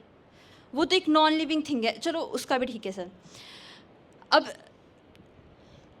अगर सर कि अगर सर मैं एक क्वेश्चन पूछूंगी, अगर सारे सड़क हट जाएंगे, कोई व्हीकल नहीं चलेगी, सब कच्चे रास्ते एंड ऑल, तो सर आप गारंटी दे सकते हैं कि करप्शन कुछ नहीं होगा और सब बेटर वो होगी? सर होगा ही नहीं। पॉसिबिलिटी तो तब भी रहती है जब सड़क होंगे, नहीं भी होती है वो। इन शॉर्ट मेरा ब्रीफ में ये है कि सड़क तो एक नॉन लिविंग थिंग है ना, जैसा हम उसे यूज़ करेंगे वो वैसा होगा। अब उससे लूट मार होती है, नो डाउट, उसमें वो बेनिफिशियल है, वो उसको ईजी एक्सेस बना रहा है।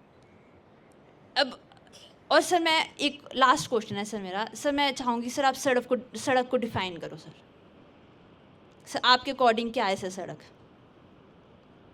क्या होती है सर सड़क?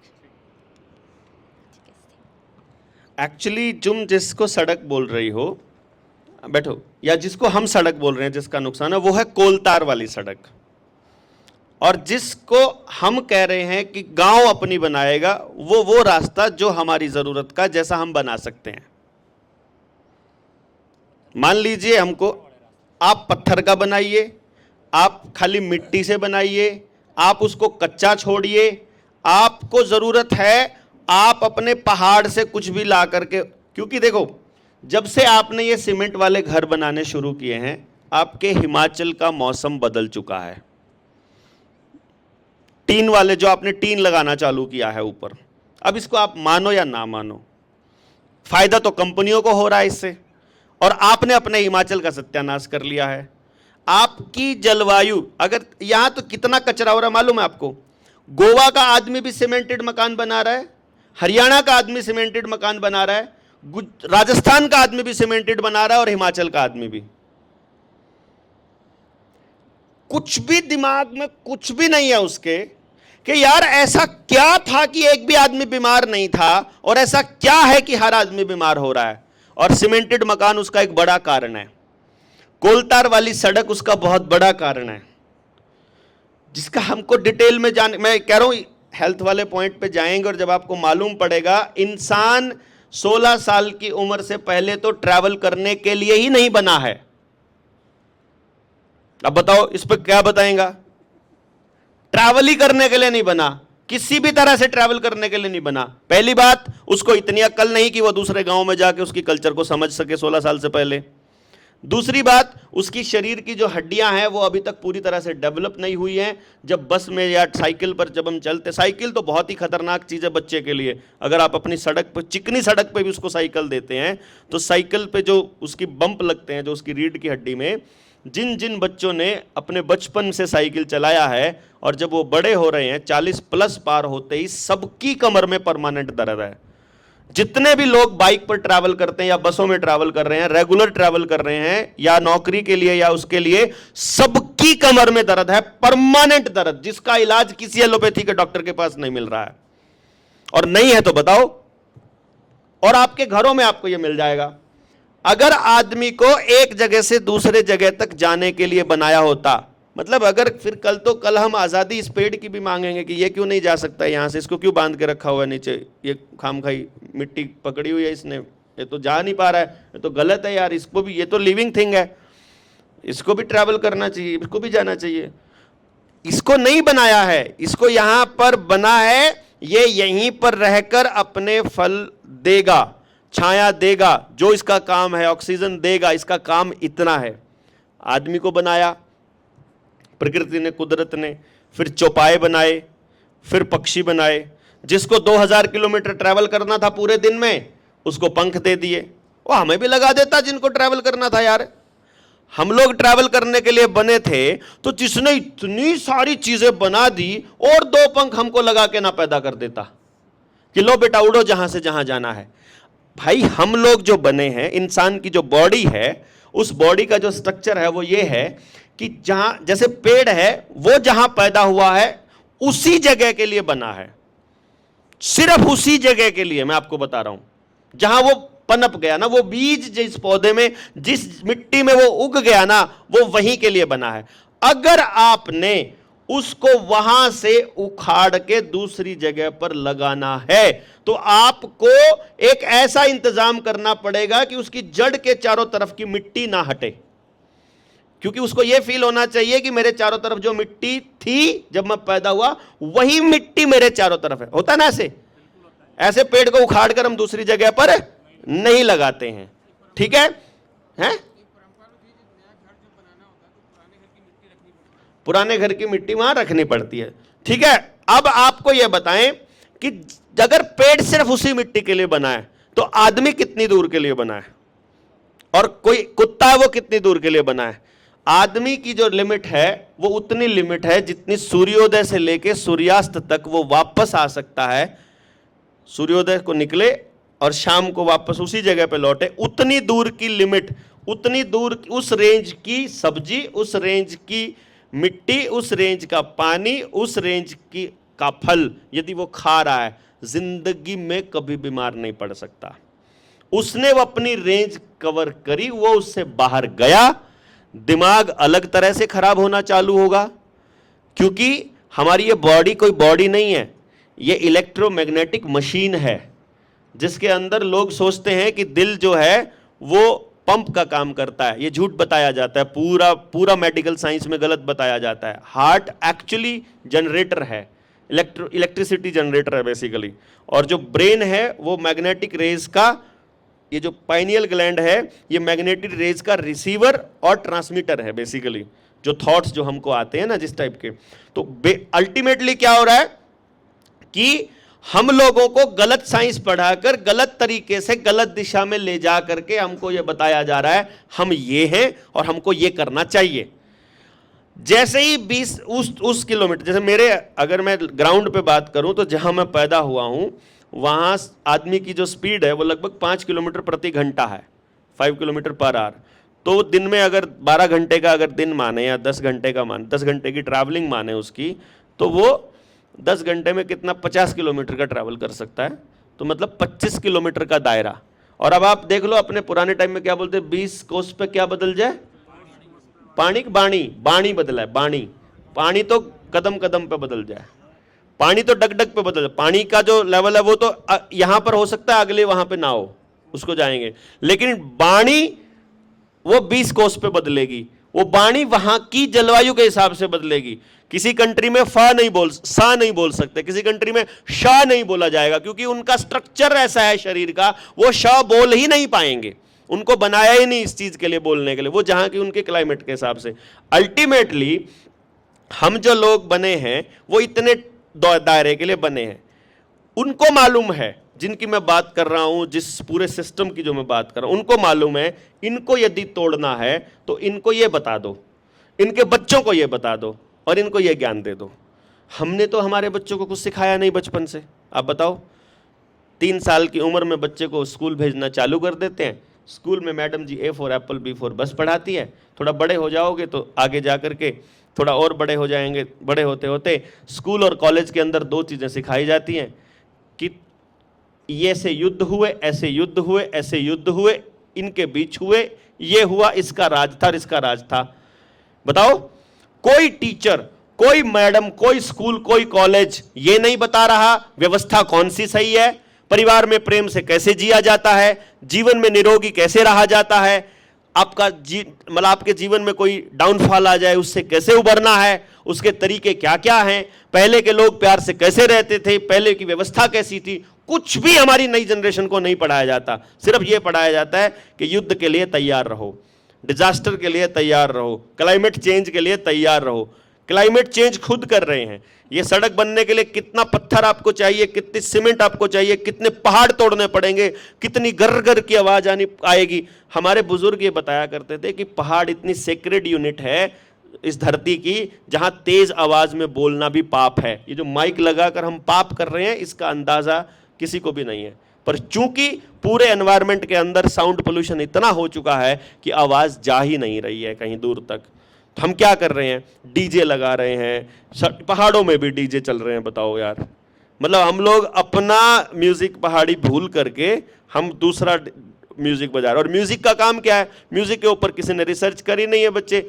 रॉकफेलर फाउंडेशन की रिसर्च करके देखो म्यूजिक के ऊपर कि जो 448 जो ट्यून की गई थी उसका काम क्या है, क्योंकि ये बड़ी लंबी रिसर्च का काम है। बॉडी का पूरा स्ट्रक्चर, पूरा मतलब नीचे से लेके ऊपर तक का स्ट्रक्चर समझना पड़ेगा और देखना पड़ेगा कि खाली एक ट्यूनिंग बदलने से, पहले जो फ्रीक्वेंसी थी म्यूजिक की, म्यूजिक पे कोई काम करता है क्या, वो थे चौहान साहब, 432 हर्ट्ज फ्रीक्वेंसी थी जो हमारे दिमाग को काम रखने वाली फ्रीक्वेंसी होती है, उसको 38 में बदल के 440A कर दिया और सारे स्कूलों के अंदर म्यूजिक इंस्ट्रूमेंट्स के अंदर वो डालनी चालू कर दी। अब जो भी आदमी उस वाले म्यूजिक को सुनेगा उसके दिमाग में शांति नाम की चीज हो ही नहीं सकती, यानी वो कामली किसी चीज के ऊपर रिएक्ट या फिर एक्ट कर ही नहीं सकता। आपका कोई सवाल था? आ जाओ आ जाओ आ जाओ। ये हालांकि इसको गुड़िया को बाकी चीजें नहीं पता है, पर मैं ये क्यों इसको अलाउ कर रहा हूं अभी इसके लिए, क्योंकि नई जनरेशन जितना रेडिकली बोल रही है उसको समझना है हमने कि वो किस पॉइंट पे जाके बोलती है, किस बात को किस एंगल पे लेती है। सर मैं जो इससे पहले टॉपिक था सर, उससे पहले मेरा क्वेश्चन था, बट सर मैंने उस टाइम पूछा नहीं। सर मैं पूछ सकती हूँ अभी सर आपसे? सर वही जो आप बोल रहे थे सर कि किस तरह से, जैसे हम चाहे हम परचेज करें या सेल करें सर, वो प्रॉफिट तो इनडायरेक्टली सर हमारा नहीं होता है। जैसे बड़ी बड़ी companies main sir concentration of wealth उनके हाथ में है सर। उस सर पूछ सकती हूँ? पूछो कुछ भी एनीथिंग। ठीक है, और मैं फिर से इसको क्लियर करना चाहूँगी कि I am not here to demean someone, I am just here to express my views. Nobody will be. Sir ठीक है। सो ये बोलूँगी कि ओपन माइंडेड होके सुनिए और मेरा आंसर भी सर मैं एक्सपेक्ट करूँगी सर उस चीज़ में। सर- बैठना एक ही क्वेश्चन है। चलो ठीक है, एक ही क्वेश्चन है। सर मेरा ऐसा है जैसे सर पहले तो मैं आपके व्यूज़ जानूंगी सर वन वर्ड आंसर में कि सर हमें अपनी कॉटेज इंडस्ट्री एंड ऑल को सपोर्ट करना चाहिए सर, यही कॉटेज इंडस्ट्री एंड जो सर हमारी इंडिजीनियस इंडस्ट्री है। Exactly. एग्जैक्टली सर, है ना सर, मतलब जितना हो सके हमें बॉयकॉट करना चाहिए, हमें अपनी प्रोडक्शन बढ़ानी चाहिए सर, मतलब sir make in India, made in India वो हमें जी लानी चाहिए कि हम अपने प्रोडक्ट बनाएं ताकि हम डिपेंडेंट ना रहे बड़े बड़े ब्रांड्स पे।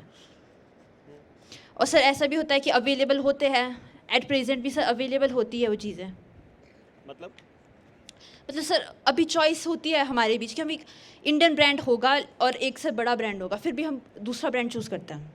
नहीं सर नहीं करते चूज़ नहीं, चॉइस होती है कई बार। सर, अगर आप चॉइस ढूंढ सकते हो सर, अगर मान लो कि आप रोडों में जाओगे, कोई आपको लोकल ब्रांड जिसमें लेबल नहीं लगेगा इन शॉर्ट ब्रांड का, पर पता चल जाता है, या फिर इंडिजीनियस होते हैं सर, जैसे हरियाणा में बनते हैं सर कपड़े, अब नहीं बनते, सर नहीं बनते हैं सर, इंडिजीनियस एक भी नहीं बनता है नहीं बनते, सर, बनता ही नहीं है नहीं बनता ना बच्चे। मैं बताता हूँ क्यों नहीं बनता। मैं गुड़िया को बता देता हूँ क्यों नहीं बनता। बैठो एक बारी। असल में जो कपड़ा बनता है वो कॉटन से बनता है, और कॉटन जो है पूरे भारत में कहीं पर भी इंडिजीनियस छोड़ी नहीं है उन लोगों ने। उन्होंने दिया बीटी कॉटन। उन्होंने कहा कि आज जो है पूरे हरियाणा के अंदर जितना भी कॉटन आ रहा है सारा बीटी आ रहा है, और बीटी कॉटन का मतलब हाइब्रिड बीज है जिसके अंदर जेनेटिकली मॉडिफाइड है, बल्कि एक कीड़े का जीन उसके अंदर मतलब एडिट करके उसका जीनोम के अंदर चेंज करके और वो दे दिया। और उस कॉटन सीड ऑयल को खा करके तो जो बच्चों में हो रहा है वो तो अलग कहानी है। वो कपड़ा वहाँ पर हरियाणा में जो कपड़े की इंडस्ट्री है वो ज़ीरो है, कोई भी नहीं, एक सिंगल भी ऐसा खड्डा नहीं बचा है जो वहाँ का बना रहा है, जो वहाँ का आदमी बना रहा है। और अगर बना रहा है तो किसी को मालूम नहीं है, हम में से जितने लोग हैं, मतलब अगर बना रहा है तो मुझे नहीं मालूम है, बट ज़ीरो है बिल्कुल। हाँ, कुछ कपड़ा वहाँ बनता है गुजरात में और महाराष्ट्र में, कॉटन वहीं की असल में फसल है और वहाँ बन रहा है और आज भी बन रहा है, और हम लोग वहाँ से लाकर पहनते भी हैं बहुत से लोग। सर आप पहनते हो? सर यूज़ करते हो सर आप? सर आप अपने प्रोडक्ट्स में से कितने ट्राई करते हो कि मैक्सिमम सर आप इंडियन ब्रांड्स को ही प्रमोट करो, या सर आप वही मतलब चीज़ें यूज़ करो जो मतलब सर लोकली बनती हैं? सवाल क्या है? सर सवाल मेरा ये है सर, जैसे कि सर इनडायरेक्टली मैं मेन पॉइंट पे आती हूँ सर। एक क्वेश्चन पूछूंगी मैं सर, उससे रिलेटेड अगर हो सकता है सर क्वेश्चन पूछने से पहले ही मुझे आंसर मिल जाए सर, कई बार ऐसा भी होता है। तो सर मैं ये पूछ रही हूँ कि सर जैसे सोशल मीडिया है सर, हमें चलाना चाहिए, हमें सर आप फ़ोन चलाने के अगेंस्ट हो कि उसके फेवर में हो? ठीक है, हो गया सर फ़ोन एक सर एक पहले सारे सवाल पूछ लो। सर जैसे फ़ोन के चलो सर, जैसे आपने रोड का बोला advantages and disadvantages, sir phone पे आ सकते हैं हम, फ़ोन के एडवांटेजेस डिसएडवांटेजेस, और लास्ट में सर आपको क्या लगता है कि फ़ोन बनाने वाले का इंटेंशन हमें अगर बिगाड़ना है, इनडायरेक्ट उसने अपने स्वार्थ के लिए बनाया, तो सब अपने फ़ोन, ये रिकॉर्डिंग फ़ोन, तो हम उस फैसिलिटी को एक्सेस करके उसी की बुराई करते हैं कि वो वैसे अच्छे से यूज़ नहीं हो सकती। खुद हम अच्छे से यूज़ कर रहे हैं उस चीज़ को, फिर हम बोल रहे नहीं पॉसिबिलिटी नहीं है, वो हमारा ब्रेन खाएगी, या सोशल मीडिया गलत है, हमें ऐसा करना चाहिए। एक तरह से आप उसका भले से यूज़ भी कर रहे हो, फिर भी ये पॉसिबिलिटी दिखा रहे हो कि नहीं हो सकती। यस सर, यही था। इसका पहले सवाल ये था कि तुम लोग कॉटन के कपड़े क्यों नहीं पहन रहे हो, तुम ये ब्रांडेड क्यों पहन के बैठे हो। दूसरा सवाल था इसलिए वो वाला सवाल पे कॉटन की इंडस्ट्री मैंने ज़ीरो कर दी, तो इससे पूछने का बचा नहीं, तो इसने फिर फोन पे आना पड़ा, तो है ना। हाँ, तो असल में क्या है बच्चे, मुझे फ़ोन की, अगर मैं अपनी बात कहूँ, अगर क्योंकि तुमने सवाल मेरे ऊपर ही किया है, मुझे मैं इसलिए बता रहा हूँ क्योंकि मैं ये बोल रहा हूँ। एक होता है फ़ोन का इस्तेमाल करना और एक होता है फ़ोन का इस्तेमाल होना। एक होता है सोशल मीडिया का इस्तेमाल करना और एक होता है सोशल मीडिया का इस्तेमाल करना, ठीक है ना। यदि आप सोशल मीडिया का इस्तेमाल अपनी बात को दूसरे लोगों तक पहुंचाने के लिए कर रहे हो तो आप कर रहे हो सोशल मीडिया का इस्तेमाल। यदि आप सोशल मीडिया का इस्तेमाल अपने सर्कल की या दुनिया की जिंदगी में झांकने के लिए कर रहे हो तो वो है उसका इस्तेमाल होना। यदि आपको मालूम है आपने क्या कंटेंट देखना है और उसको देख रहे हो, एक्सेस कर पा रहे हो, तो वो है सोशल मीडिया का इस्तेमाल करना। और आप यदि स्क्रॉल कर रहे हो और देखे जा रहे हो जो भी आ रहा है, उसका मतलब होता है इस्तेमाल होना। ठीक है, अच्छा हो या बुरा हो वो कौन बनाता है? मैं बता रहा हूं, फोन आपने बनाया ही नहीं है। ये इसमें जितना सॉफ्टवेयर, जितना सिस्टम आपने बनाया ही नहीं है। अगर एक लाइन में पूछा जाए तो मेरा बेटा 19 साल का है, तुम्हारी उम्र कितनी है? तुम्हारी 20, तुम्हारी उम्र का ही है, वो सेकेंड ईयर में पढ़ता है, तुम फाइनल में होगी। हाँ, मतलब सेकेंड ईयर में हो तुम भी। अब ये भी गुड़िया भी सेकेंड ईयर में है, मेरा बेटा भी सेकेंड ईयर में है।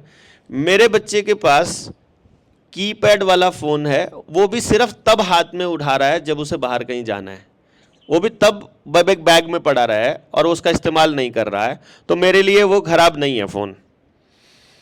अगर वो उस पर लगा हुआ है, मतलब टच वाला फ़ोन लेकर के, तो टच वाले फ़ोन में क्या होता है, इसका मैकेनिज्म क्या काम करता है, बॉडी का मैकेनिज्म ये क्या काम करता है, जिस दिन तुमको ये समझ में आ जाएगा तुम्हें मालूम पड़ जाएगा। क्योंकि मुझे समझ में आया हुआ था तो बचपन में मैंने उसे एक लाइन बोल दी और उसने उसको सीरियसली ले लिया कि एक तरफ जहर की पुड़िया रखी है और एक तरफ फ़ोन रखा है, तुमने जहर की पुड़िया खा लेनी है, चुपचाप फ़ोन मत मांग लेना गलती से भी, वरना मुंह तोड़ दूंगा। उसको बात समझ में आ गई, उसने कभी फ़ोन मांगा नहीं तो उसके पास था नहीं। अब जब वो 18 का पूरा हुआ जैसे ही, तो कॉलेज में चला गया। कॉलेज में जा गया तो मैंने उसे बोला बुला करके, मैं कहा देख अब तू हो गया 18 का, मेरी ड्यूटी थी तुम्हें 18 तक सही और गलत, मतलब गलत से रोक के रखना और समझाना। कई जगह मुझे मालूम था मैं समझा नहीं पाऊंगा क्योंकि तुम्हारी बुद्धि अभी उतनी डेवलप नहीं हो पाई, तो मैंने ज़बरदस्ती रोका था।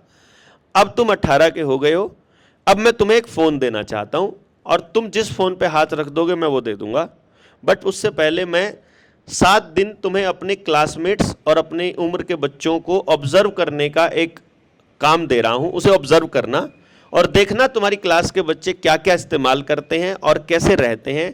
क्या तुम भी उसको वैसे ही इस्तेमाल करना चाहते हो या तुम्हारे पास कोई और प्लान है उसके इस्तेमाल करने का? तो मुझे बताना 1 हफ्ते बाद, तो मैं तुम्हें फ़ोन दिला दूंगा। उसने ऑन द स्पॉट मुझे बोला पापा मैं ऑब्जर्व पहले ही कर चुका हूं, फ़ोन की ज़रूरत आदमी को नहीं होती है। मेरे पास एक नहीं 4 फ़ोन है और मैं एक भी फ़ोन का इस्तेमाल नहीं करता हूं अपने लिए नहीं करता हूं। मैं कैसे इस्तेमाल कर रहा हूं, इसमें एक वीडियो बन रही है जो मुझे ज़्यादा लोगों तक पहुंचानी है जो अभी मोबाइल की लत में पड़े हैं। जो लोग लत छोड़ते जाएंगे वो टीम में शामिल होते जाएंगे, उनकी अपने आप छुटती चली जाएगी। और जिन लोगों तक पहुंचना है उनके लिए मुझे इसका इस्तेमाल करना पड़ रहा है। इट इज नॉट, और वो भी इसलिए क्योंकि जो लोग इस पूरे गेम को चला रहे हैं उनके पास मीडिया के ऑप्शंस क्या क्या हैं। उनके पास लोक संपर्क विभाग द्वारा जनहित में जारी करने के लिए हजारों करोड़ रुपए के विज्ञापन हैं, पोस्टर्स हैं, बैनर्स हैं। उनके पास सोशल मीडिया का टोटल कंट्रोल है, उनके पास मेन स्ट्रीम मीडिया का टोटल कंट्रोल है, उनके पास खिलाड़ी हैं, उनके पास नेता हैं, उनके पास अभिनेता हैं जो उस पूरी चीज़ों की एडवर्टाइजमेंट करते हैं। और सच बताने वाले लोगों को लोगों तक पहुंचाने के लिए हमारे पास कुछ भी नहीं है। वो लोग हो जाएं उसके लिए उन लोगों को यहाँ तक बुलाने के लिए हम लोग इस्तेमाल कर रहे हैं। इट इज़ नॉट कि ये फ़ोन कुछ भी फायदा दे सकता है, ये हमारे लिए बना ही नहीं है। तो ये समझ लेता है कि जिस माँ बाप ने अपने बच्चे को फ़ोन पकड़ा दिया, समझो उसको अंधे कुएं में फेंक दिया जिसका उस बच्चे को पता भी नहीं है। क्योंकि डोपामिन कैसे रिलीज होता है, ये फ़ोन कितना एडिक्टिव बनाता है, इस फ़ोन में किस तरह से आपके थॉट्स को पकड़ने की ऑलरेडी प्रोग्रामिंग है। आप जो सोच रहे हैं वो कैसे आता है, आप जो घर में बोल रहे हैं वो कैसे आता है, इस पूरी साइंस को समझने की ज़रूरत है। जिस दिन ये समझ में आ जाएगा उस दिन फ़ोन से कम 6 फुट दूर होकर सोएगा बंदा, हाथ भी नहीं लगाएगा इसको। ये कितना खतरनाक है, अगर तुम चाहो तो मैं इसका प्रैक्टिकल अभी दिखा सकता हूं। असल में ये डिबेट नहीं थी। एग्जैक्टली सर, तभी मैंने स्टार्टिंग में बोला कि इसको एज अ डिबेट, तभी मैं ऐसा सबसे पॉइंट आउट कर रही हूँ कि सर अब देखो सर आपको कैसे फील हुआ कि सर ये डिबेट बन गई? नहीं मैं बता देखो असल में क्या था, ये उन लोगों के लिए सेशन है जो लोग इन चीज़ों को समझते हैं, जो देखते आ रहे हैं, जिन्होंने इसका दूसरा रूप भी देखा है जो आज चल रहा है। जैसे आज जो चल रहा है, इससे 20 साल पहले ये चीज़ों को समझते थे।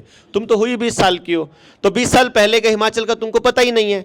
तुमने तो जब होश संभाला है तब तुमने यही हिमाचल देखा है। और तुम्हारे तो पढ़ाया क्या जाता है, 17 sustainable development program goals, pure fraud. तुमको जो हिस्ट्री में पढ़ाया जाता है, प्योर फ्रॉड। तुमको जो मैथ साइंस पढ़ाई जा रही है, प्योर फ्रॉड। तो फ्रॉड पढ़ के तुम यहां तक पहुंच गई हो, तो तुमको मालूम ही नहीं है कि हमको करना क्या है। जीवन के बारे में तुमको कुछ सिखाया ही नहीं। ना तुम्हारे पेरेंट्स को मालूम था किस स्कूल में कराना है, ना कोई ऐसा स्कूल है जहां वो पढ़ाया जा रहा है, क्योंकि सारा सिलेबस कौन दे रहा है, central board of secondary education. और वो किसने दिया था, वो तो अंग्रेजों ने 1835 में लॉन्च किया था भारत के अंदर, हमारे ही संतानों को, हमारे बच्चों को बर्बाद करने के लिए। अब जब तक उसका अल्टरनेट हम लोग नहीं दे देते, जब तक हम लोग उसका कुछ मॉडिफिकेशन नहीं कर लेते, तब तक हम लोगों को यह समझना पड़ेगा कि यार एक तो पूरी फौज खड़ी करनी पड़ेगी। अब क्योंकि तुम कॉलेज में हो गई हो, अब तुमको भी पूरी बात समझनी पड़ेगी। पहले तो पूरी बात समझने के लिए तुम्हारे पास समय होना चाहिए। तो इसका बेस्ट सोल्यूशन क्या बनता है, तुम्हारी उम्र के हिसाब से तुम लोगों को सही समझ देने के लिए लंबी डिस्कशन, जो कि लगभग 3 से 4 दिन चले, अगर वो तो कर सकते हैं तो फिर तो चलेंगे भाई। एक सेशन होगा, पहले हम लोग आपको बात बताएंगे, पहले आप पूरी बात सुनेंगे, फिर उसमें से आप क्वेश्चंस नोट करेंगे, फिर उन क्वेश्चंस के जवाब आएंगे, फिर डिबेट का सेशन आता है।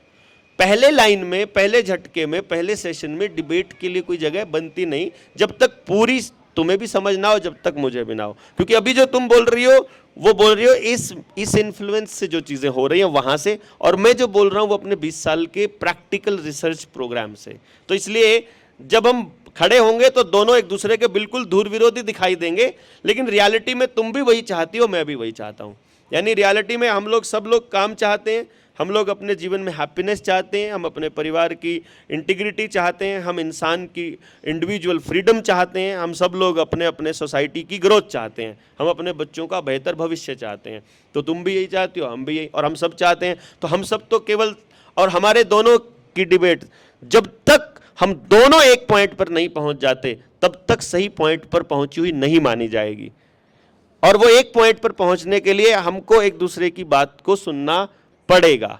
तो या तो हम ऐसा कर सकते हैं कि हम कुछ टॉपिक डिसाइड कर लेते हैं, पहले तुम बोलोगे, फिर हम बोलेंगे, फिर हम टॉपिक्स के ऊपर डिस्कशन करेंगे, और जब दोनों तरफ की डिस्कशन होने के बाद फिर डिबेट में आएंगे। डिबेट का तीसरा स्टेप है जो हमने पहले स्टेप पे कर लिया, जो कि हमेशा गलत दिशा में लेके जाएगा। सर डिबेट सर वो होती है जब हम कन्वर्सेशन जीतना चाहें। अगर हम नॉर्मल कन्वर्सेशन, सर मेरा ऐसा मानना है, सर डिबेट तब होती है अगर मैं अपना पॉइंट ऑफ व्यू आपसे रखती कि नहीं मेरा पॉइंट ऑफ व्यू ज़्यादा सही है सर, आपका पॉइंट ऑफ व्यू नहीं है, या मैं आपको चैलेंज कर रही हूँ। सर मैंने स्टार्टिंग में बोला था, मैं एज अ लर्नर आई हूँ यहाँ अवेयरनेस प्रोग्राम में सर, अपने डाउट क्लियर करने में। सर अगर वो प्रोसेस ही डिबेट दिख जाए तो तब तो सर कोई यूथ क्वेश्चन ही पूछेगी। सर एज मैं सर, यस सर मैं एज अ यूथ बोल रही हूँ, क्योंकि सर मैं भी लर्न अगर सर जैसे मैंने सर मैं उठी सर, पहले करेज लगता है बहुत बोलने के लिए, टू बी वेरी ऑनेस्ट। कोई क्वेश्चनिंग नहीं करता, सब वेट करते हैं कि कोई क्वेश्चनिंग करे, तू बोल दे, इधर बोल दे। क्योंकि मेरे साथ और भी थे, पर छोटे छोटे ही थे, वो बोल रहे थे कि दी बोलो ऐसा, कि ऐसे नहीं होता वैसा होता है। फिर मैंने उसको बोला कि ठीक है, चल ठीक है, मैं बोल देती हूँ। सर एक करेज लगता है जब हम आगे स्टेज पे आते हैं, हम अपनी बात भी रखते हैं। जैसे अभी मैंने बोला ना, मैंने सर की बात काटी, मैंने वेट करा सर का भी, और मैं तब से बोल रही हूँ कि I am not here to demean someone. मैं किसी का यहाँ पर डिसरिस्पेक्ट करने नहीं आई हूँ, या किसी को चैलेंज करनी। सर को क्यों करूँगी मैं चैलेंज सर, और मैं क्यों करूँगी सर को चैलेंज, और कैसे कर सकती हूँ सर? आप तो इतने एक्सपीरियंसड हो सर, आपसे तो सीखने आए हैं सर हम। तो सर वही है कि फिर सर जैसे मैंने आपसे क्वेश्चनिंग करी सर, फिर सर आपने उस क्वेश्चनिंग को एज अ डिबेट ले लिया सर। मेरा तो एक क्वेरी थी सर डिबेट तो तब करते हैं कि मेरे पास भी इतनी नॉलेज। सर मैं तो एक क्वेश्चन लेके आई हूँ आंसर वो करने के लिए। सर मैं वो बात, सर प्लीज़ वेट। तो सर वो ये है कि सर मैं नहीं चाहूँगी कि इसको एज अ डिबेट ले। हमारी जनरेशन जब कुछ पूछती है तो क्या लगता है, तुम ज़बान चाह रहे हो, तुम डिबेट करना शुरू कर रहे हो। रेदर कि हमारी बात सुनी कि ठीक है कन्वर्सेशन भी तो ले सकते हैं कि ठीक है कि अगर आपकी ये तो मैं सर ये बोलूँगी सर मेरे पॉइंट आउट को सर एज अ डिबेट ना कंसिडर करें सर। अगर आपको लगा sir then I am so sorry. Debate कोई बुरी बात थोड़ी होती है। नहीं सर पर मैं वही सर मैं डिबेट नहीं चाहती, आप उसको एज अ डिस्कशन ले लो सर। सर यहाँ मेरी यूथ से कोई नहीं है, मेरे जितना मुझे दिख भी नहीं रहा है, अगर होगा कोई और बोलेगा नहीं, अगर होगा सब बड़े ही है सब ज़्यादा, तो सर एक जनरेशन गैप भी होता है सर और एक ज़्यादा एक्साइटमेंट भी होती है कि मैं पूछूँ क्वेश्चन, वो अलग बात है सर, पूछता नहीं है सर। दूसरी बात ये सर क्या सर हमें लोगों को ये बताना चाहिए सर, लोगों को अवेयरनेस देनी चाहिए कि फ़ोन को कैसे यूज़ करते हैं, कैसे नहीं करना चाहिए सर। अपार्ट फ्रॉम दैट कि उसके है रेडिएशन, जैसे आप भी यूज़ कर रहे हो सर, आप अवेयर हो सर, आप सर इतने विजिलेंट हो सर, आप तो इंटेलिजेंट हो सर, आपको पता है सर। इसी अवेयरनेस के साथ आपने अच्छे से यूज़ किया सर, जैसे आपने बोला मेरे पास फ़ोन है लेकिन मैं उसको एज अ सही पर्पज़ के लिए यूज़ करता हूँ, नॉट फॉर डेली कन्वर्सेशन या फिर अपना टाइम वेस्ट करना इंटरनेट पे, या जैसे हम कर रहे हैं इंफॉर्मेशन ले रहे हैं जो हमारे यूज़ की नहीं है, अपना टाइम वेस्ट कर रहे हैं और बाकी हेल्दी हैबिट्स नहीं हम फॉलो कर रहे हैं। तो सर जैसे आपको सर आप अवेयर हुए तो आपने सही तरीके से यूज़ किया, तो सर क्या आपको दूसरों को ये बताना चाहिए कि उसको कैसे सही तरीके से यूज़ करना चाहिए या नहीं करना चाहिए, या ये बोलना चाहिए कि तुझे यूज़ करना ही नहीं है? क्योंकि सर एक उसका सही पॉइंट भी है ना सर, जिसको आपने भी यूज़ किया कि आपने देखा कि नहीं भले पार्ट सर, ऐसा तो होता है, ये सब की एडवांटेजेस भी होते हैं सर, डिसएडवांटेजेस भी सर। मेरा मतलब ये है कि आपको पूरी चीज़ को इग्नोर ही कर लेना चाहिए, यूज़ ही नहीं करना चाहिए, कि आपको ये देखना चाहिए कि इस टाइम टेक्नोलॉजी के बारे में आपको इन्फॉर्मेशन होनी चाहिए, उसको एक्सेस करना आना चाहिए, भले ही सही तरीके से करो। इस तरह से नहीं कि आप स्कैम करना शुरू कर लो फ़ोन से, इंटरनेट से कुछ ऐसा देखो कि वो सोसाइटी को सर्व ना करे। कि रैदर देन आपको अवेयरनेस देनी चाहिए कि उस प्रोडक्ट को स्टॉप करने के लिए ऐसे बोलना चाहिए कि आप यूज़ ही मत करो, कि आप कम्प्लीटली आप इंटरनेट फ़ोन एंड ऑल चलाओ ही मत सर। आपको रिफ्रेन कर लेना चाहिए कि सब लोगों को कि फ़ोन से रेडिएशन आती, नो डाउट सर वो तो सर आपको मेरे से ज़्यादा नॉलेज है, वो तो सर उसमें तो मैं कुछ बोल भी नहीं सकती सर। मेरा मतलब है सर हमें अवेयरनेस देनी चाहिए कि कैसे यूज़ करना है, कैसे नहीं, या फिर करना ही नहीं चाहिए यूज़, बिल्कुल ही एब्सोल्यूट। तुम लेट आई हो, बीच में आई थी? शुरू से नहीं आई थी, बीच में आई थी। आप लोगों इसलिए बता रहा हूँ मैं, शुरुआत की हमारी लाइन, हमारी एक लाइन है इसके अंदर जो आपने सब लोगों ने सुनी होगी जब हमने बात किया कि भाई हम किसी को भी ये बताने वाले नहीं है कि तुमको क्या करना है क्या नहीं करना है। बताया था, बोला था जी कि नहीं बोली थी ये बात? हम किसी को भी नहीं बताने वाले। वो मेरा बच्चा था, मेरे घर में था और मेरा उसके ऊपर इतना अधिकार था कि मैं उसे कह सकता था, तो मैंने कहा। मैं ये बिल्कुल नहीं कह रहा हूं कि कोई माँ बाप अपने बच्चे को फ़ोन यूज़ करने ना दे, करना देना दो, हमने आपको उसके बारे में बता दिया है।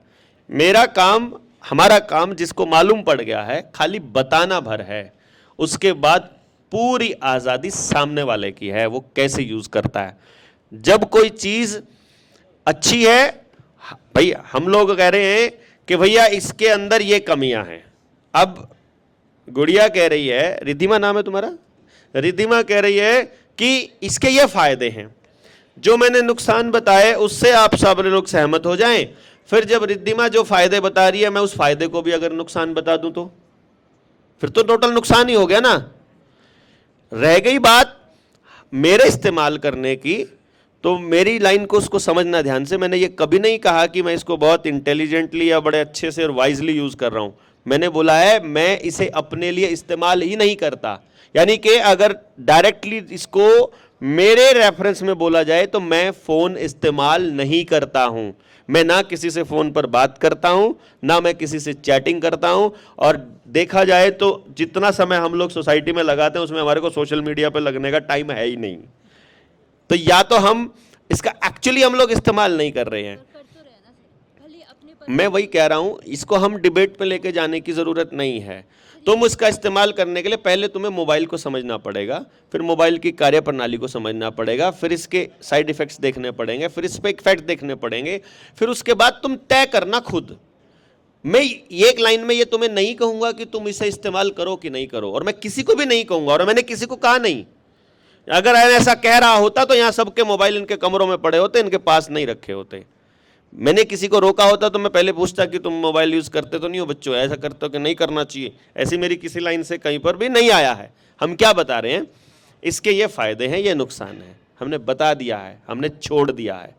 सड़क के मामले में भी मैंने सिर्फ बताया है, मैंने ये कहा नहीं है, मैंने कहा इसकी इतनी आवश्यकता नहीं है, मैंने कहा ये 4 लेन की ज़रूरत नहीं है, एलिवेटेड हाईवेज तुम्हारे लिए नहीं बन रहे हैं, हमने ये कहा है। हमने ये नहीं कहा है कि बन गए हैं तो उनको तोड़ दो, मैंने ये भी नहीं कहा कि बन गए तो तुम उनका इस्तेमाल भी मत करो।